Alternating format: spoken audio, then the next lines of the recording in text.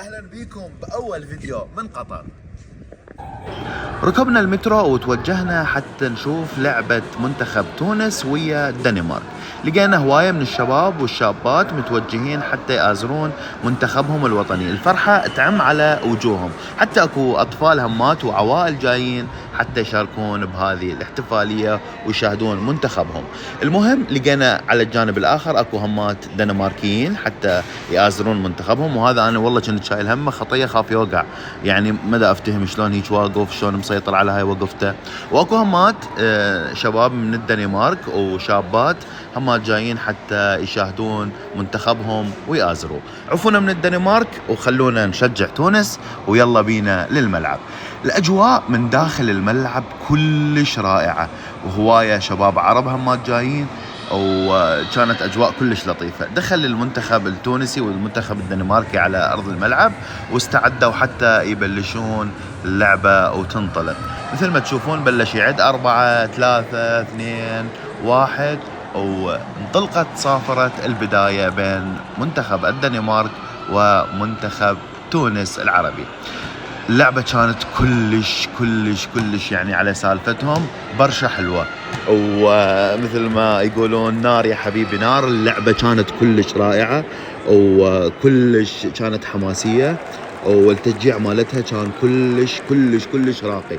طبعا هواية تونسيين موجودين بالملعب، فصايرة الأغلبية تونسية، فاللعبة كانت هاي هنا كانت أول بطاقة إنذار بحق هذا اللاعب الدنماركي.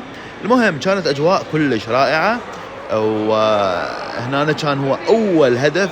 الفرحة عمت على الكل، بس للأسف طلع هذا الهدف تسلل. الشوط الأول بلش يقارب على الانتهاء، والكل كان يتمنى أنه ينتهي الشوط الأول بهدف لمنتخب تونس، بس للأسف الهدف الوحيد اللي دخل طلع هو تسلل. خلص الشوط الاول، بين الشوطين اكو استراحه، اكو هنا اماكن يبيعون بها اكل، فرحت اشتريت لي برجر وبيبسي 15 دقيقه تقدر تشتري بيها يعني اشياء تاكلها. البرجر مالتهم كان لطيف، وخلونا ناكل بسرعه لانه ما بقى شيء حتى يبلش الشوط الثاني. دقائق وبلش الشوط الثاني. التشجيع مستمر والتشجيع حار كان من جانب التونس، كلهم فرحانين باللي كان يسويه منتخبهم.